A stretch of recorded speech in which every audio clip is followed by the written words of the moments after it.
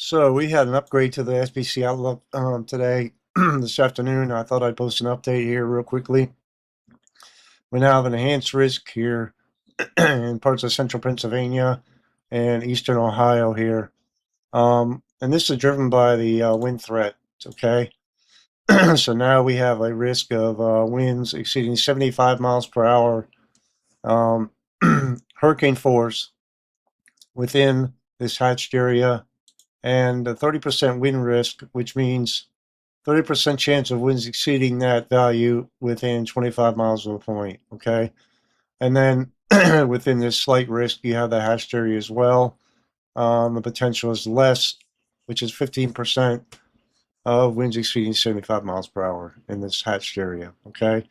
And a wider area here of 50 knot wind potential, okay? Slight and marginal risk. Hail, uh, again, we got a potential for severe hail. Again, a 30% risk here in central Pennsylvania and parts of eastern Ohio here. So in parts of West Virginia and northern Maryland, I forgot to mention that.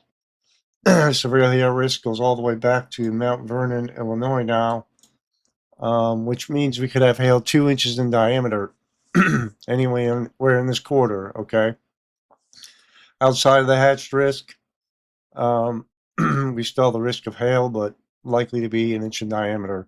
So the greatest potential, and somebody pointed this out the other day, a 30% chance means you have a 30% chance within 25 miles of a given location of 2-inch hail falling on your location. So you have a 70% chance that it won't.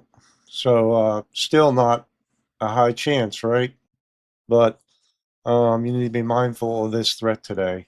So the tornado risk remains relatively low, with it stretching all the way back from East Illinois to eastern Pennsylvania, just west of Allentown, okay? And kind of encompasses that overall slight risk. If you go back to the categorical, it's kind of within that area, but tornado risk is lower, okay?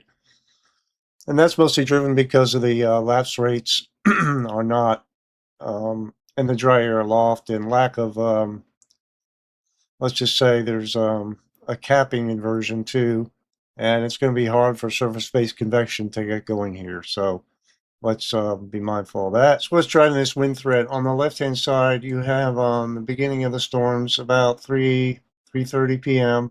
You see this line moving through parts of northern Pennsylvania, western Pennsylvania, and convection developing along that line around 7 p.m. So entering western Pennsylvania around 5, 6, 7. This is the HRRR model, okay? Short range model. So it's like 15-minute intervals. You see it moving to the east here, 7:30, 8, 8:30, 9 o'clock. And that moves through. And you see what's driving it on the right-hand side here, this wind threat, all right? Intense winds with that line moving to the east here. 50, 60 mile per hour values, if not higher, within this line through central Pennsylvania and through Harrisburg, Trenton, and then fizzling out as it gets to, it looks like it becomes outflow dominant at this point, not self-sustaining anymore as it goes through southern New Jersey at 10:15, right? Let's move this through a little bit more. Maybe another line of convection, and we go through this here. You can see the convection building back again to the west, and some higher wind values where we have more convection down to the south here. And it develops into a line here and pushes to the east overnight, right? By 6 a.m., it kind of fizzles out as it gets into the southern portion of the area. Excuse me, I'm kind of under the weather a little bit today. So by the morning hours, you'll still have convection ongoing into parts of New York City, Philadelphia, Bridgeport, Connecticut, Providence on the backside, maybe some snow. Hard to believe, but there it is on the radar. One other thing I wanted to show y'all is how hot it is, even going up into central Pennsylvania. and New Jersey 70s and 80s here. A lot of energy at the lower levels, but um, still relatively dry. So look at the dew points.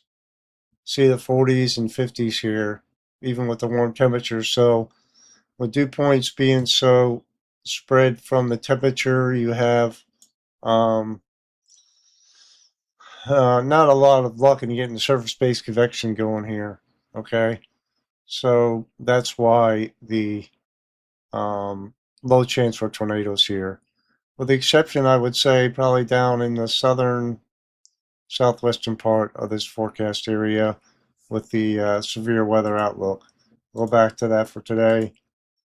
You see what I'm talking about here, and where the the enhanced risk is up here compared to where the best moisture is.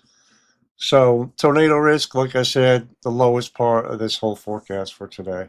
I also wanted to reiterate safety for today and tonight. It's going to be a nighttime type event, so you shouldn't be out there taking pictures anyway, and you won't be able to see much. So I have a severe weather plan in place.